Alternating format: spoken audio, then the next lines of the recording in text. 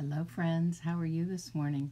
I've got a little friend of my own right here who's waiting for you to create one of your own. He's going to fall off, so that's okay.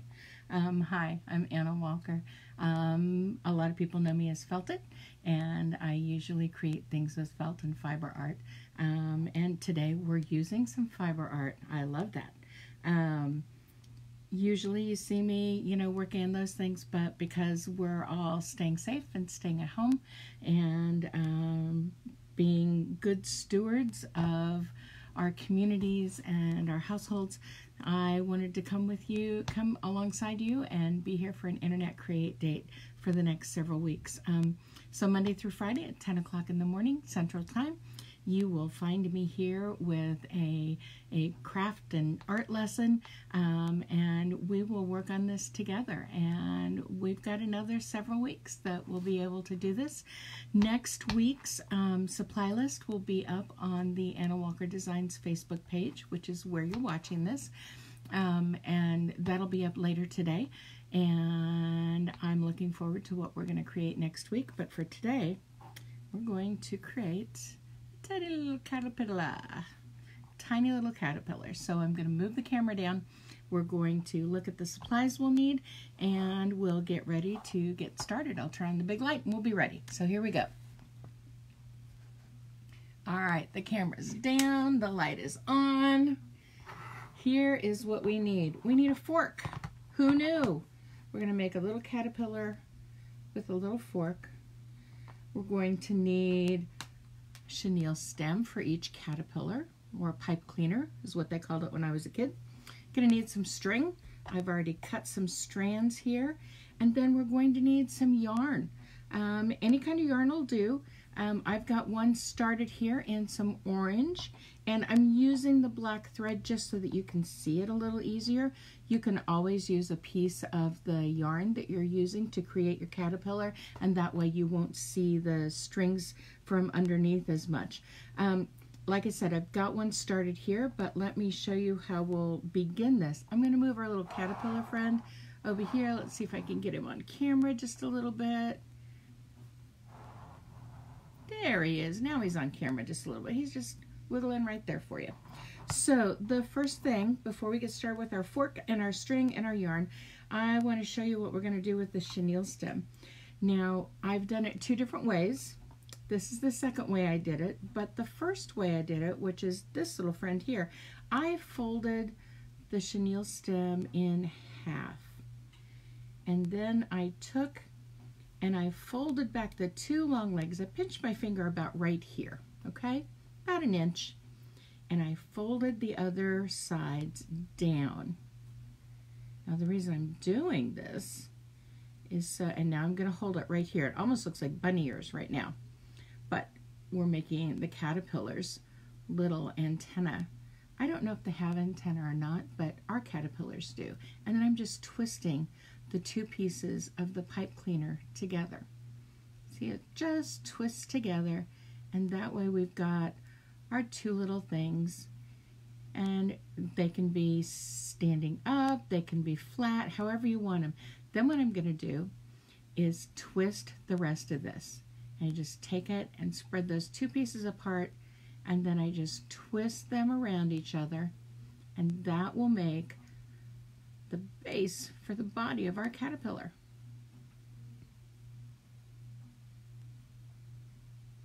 All the way down to the bottom. Now, if you were worried about it being pokey on the end, you could put a little dab of glue on the end of it and let it dry. But I think that the yarn is going to cover that over pretty easily, okay? So we've got our caterpillar base here. And I've got one started here that I didn't do that way. And so I'm going to slide my little caterpillar bodies off. See how easy that was? And I'm going to take, and we're going to make 3 new spots for this caterpillar, okay? Now is when we need our fork. We need a piece of the string, or if you're using the yarn so that it doesn't look different from the body, you can do that. You do need, as my friend Sheldon from The Big Bang would say, a fork and not a trident. So it needs to have 4 tines. And the reason it does, because we're going to put the string that's going to tie our pom-pom together right through that middle tine, and then we're going to hold the strings with our fingers on the handle of the fork, okay? So we're just holding it right there so that we've got the string right through.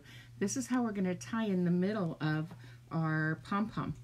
Now we're going to need a fair amount, and I'm a little weird. I like numbers. So when I do something like a pom-pom, to make sure that they're all even, I count how many times I wrap around. And what we're going to do is wrap around this part of the fork, okay?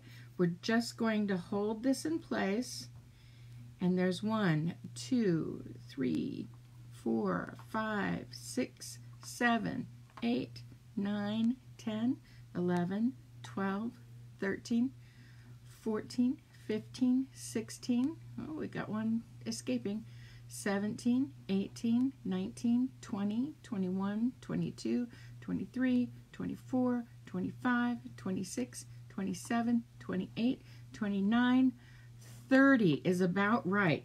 Now, because my string started here, I'm going to end it over here so that it'll be even. And I'm just going to trim our yarn right there. Now what we're going to do is we're going to take the string that's on top here, and we're going to wrap it right back down between the middle 2 tines again. And then we're going to hold both the strings, turn it over. This way it won't wiggle too much for us. And so we're just going to make sure the strings are even. We're going to do another surgeon's knot. Remember how that is? Right over left and under. Try that again, Anna. Right over left, and then under and under again. We're going to pull it tight. If we've got any loose ones there, we're going to pull it tight. Then we're going to slide it off the fork, and we're going to pull it extra tight, okay? We want this to be as tight as we can get it. Now, to get it super tight, we might need to have some help with another set of hands to do the other part of our knot to make sure that it stays as tight as we can keep it. Then we're going to hold the strings in our hand, and we're going to take the scissors and we're going to trim those loops. And we can trim them just a couple of them at a time and go all the way around until we've trimmed all the loops that we just made on our fork.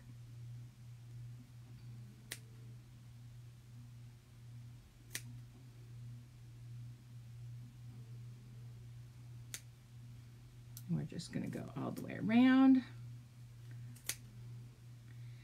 And I think we've gone all the way around, and there is our pom-pom. Now, if you wanted to round that off, you could certainly trim it shorter. I'm going to leave it nice and shaggy like this, okay? We're going to make the other 2 pom-poms real quick, and then I'll show you how we're going to attach them to our chenille stem or pipe cleaner base. So, remember, we start this out. We put the string between the middle 2 tines. These are called tines, T-I-N-E-S. Just going to slide it down, hold it in place, both sides together. This is a slippery string this morning. Both sides together, we're going to hold it in place right there. We're going to take our yarn, and I'm going to get a lot of it loosened up. And do you remember how many wraps we did? I think we did 30. So we're going to hold this all together, and we're going to start counting. There's 1, 2. This is a loose wrap. You don't have to do this tight at all. In fact, it's better if you don't do it tight. 3, 4, 5, 6, 7, 8, 9, 10, 11, 12, 13, 14, 15, 16, 17, 18, 19, 20. A little more yarn. 21, 22, 23, 24, 25, 26, 27, 28, 29, 30. And remember, we started with the end of the yarn being here, so we're going to make sure that the end of the yarn is up here at the top. We're going to trim it off, Move our yarn off to the side. Take our top piece of the thread that we have and put it through those middle 2 tines again. Then we're going to turn it over so our fork is nice and stable for us. We're going to find the middle part of this, and we're going to tie our surgeon's knot again, right over left, and under, pull it tight, slide it off, pull it tighter, hold it in place, tie the other part of our knot nice and tight, then hold both of the strings together and take our scissors and trim the loops. And we'll do this all the way around. If we miss one, it's not a big deal. It'll just make our caterpillar unique. And then we'll just fluff it up. And so now we have 2 of our pom-poms. See? Now, I know you can see the thread there, but remember, I had the thread so that you could see it, so that it would be easier to see how we put it all together at the end. So let's make one more pom-pom, okay? We've got our thread. I'm gonna put it right through that middle tine, hold them in place, and get our yarn. We're gonna need a lot of it because we're counting to 30, right? Okay, so we're gonna hold the yarn right there, and 30 loose wraps. So there's 1, 2, 3, 4, 5, 6, 7, 8, 9, 10, 11, 12, 13, 14, 15, 16, 17, 18, 19, 20. I need a little bit more yarn. 21, 22, 23, 24, 25, 26, 27, 28, 29, and 30. And remember, we started here, we're going to end over here. Trim our yarn. Take our center thread on the top, put it through the middle tine, turn it over so that it's flat, and then right over left and under, and pull it tight, slide it off, pull it tighter, hold it into place, and do the other half of our knot.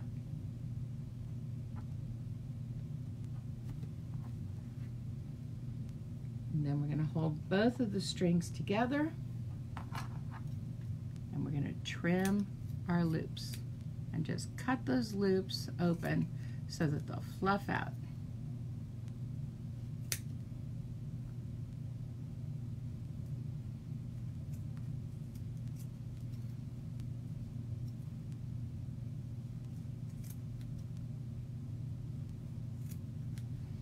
And then fluff it up. And so we've got 3 pom-poms that we are ready to add to our base here. Now I'm going to turn our caterpillar upside down. It's one of the reasons why I had his little tentacles at the front coming up. Tentacles or antenna, I don't know exactly what the term is. If Mr. Randy were still with us, he would know the answer to that because he knew all about biology, but I don't. So I've got it so that it can sit up just a little bit. So what I'm going to do is take each of the pom-poms, and they're going to go underneath, and I'm actually going to tilt this up even a little bit more so that we've got a little room underneath here. And we're going to do yet another surgeon's knot to tie this on to the caterpillar base, which is a chenille stem. So right over left, under and under. Come on, go under again. There we go. I'm going to tie it tight, and then left over right and under. And this time, once we get it tied, we're going to trim off those threads close, but not all the way to the knot so that we don't lose the knot, okay? And now we're going to tie on the next one.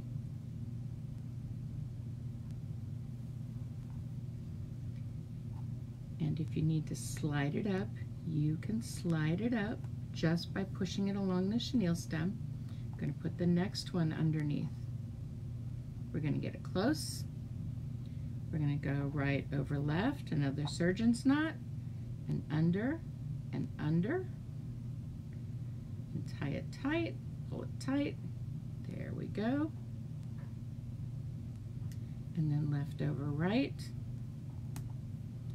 and under, pull it tight. We're going to trim off the ends, close but not all the way to the knot. And then we'll put our third one on. Just going to lift it up, find our spot, another surgeon's knot, left over right, and under, pull it tight, and then left over right and under, and pull it tight. And then we're going to trim those off close but not real close. And then we have our very fuzzy caterpillar, and we can make it have a bump in the middle if we want. We can wiggle it around however we want to have it wiggling around. And we've got our caterpillar ready to go and ready to have fun. Maybe it'll find a spot on one of the green plants around the house. Who knows? But we're going to have fun with our caterpillars.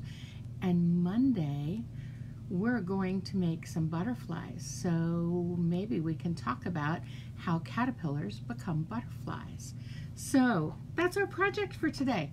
We're all done. We have a couple of cute caterpillars right here waiting for us to turn into butterflies. I'm going to turn off the big light.